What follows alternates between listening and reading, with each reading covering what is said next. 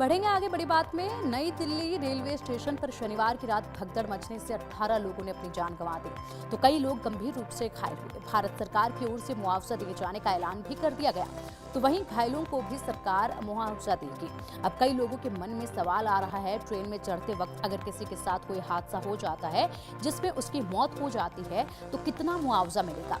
भारतीय रेलवे में सफर करने को लेकर बहुत से नियम बनाए गए हैं।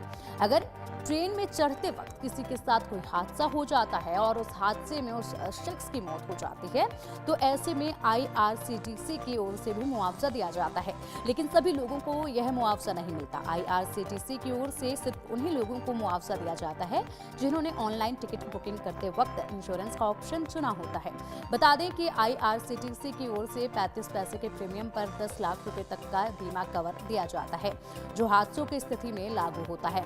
अगर ट्रेन में चढ़ते वक्त किसी यात्री के हादसे के चलते मौत हो जाती है और उसने ऑनलाइन टिकट बुकिंग करते वक्त IRCTC के बीमा ऑप्शन को चुना होता है, तो फिर IRCTC की ओर से उसे मुआवजा दिया जाता है। यानी जिन लोगों ने इंश्योरेंस नहीं लिया होता उन्हें इसका लाभ नहीं मिलता।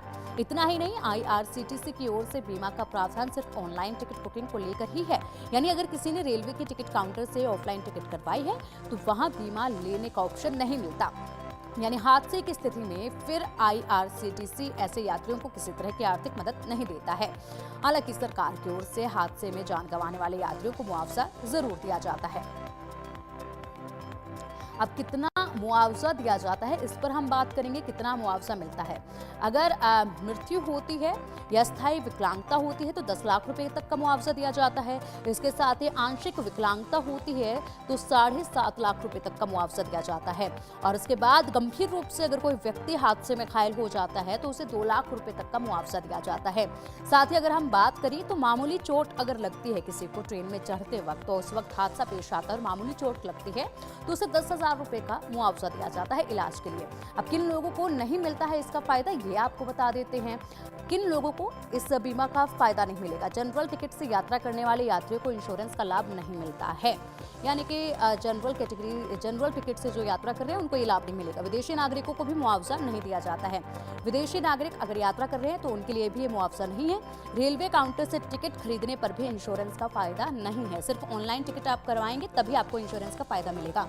तो इसके बाद अब बात हम करेंगे कि इंश्योरेंस क्लेम कैसे किया जाए। अगर आप इंश्योरेंस लेने के लिए हैं, आपने तमाम पहले कदम उठाए हैं इंश्योरेंस के लिए, तो कैसे आपको इंश्योरेंस क्लेम करना? IRCTC से मिले इंश्योरेंस पॉलिसी डिटेल्स को संभाल कर आपको सबसे पहले रखना होगा। इंश्योरेंस कंपनी के ऑफिस जाकर या ऑनलाइन फॉर्म भरकर आप क्लेम प्रोसेस कर सकते हैं। तो इसी के साथ यात्री का टिकट, पहचान पत्र, मेडिकल रिपोर्ट और पुलिस FIR आपको जमा करवानी होगी। उसके बाद ही आपको आपकी इंश्योरेंस की राशि जो है वो मिल सकती है। सही तरीके से आवेदन करने के बाद तय मुआवजा परिजनों को दिया जा सकता है।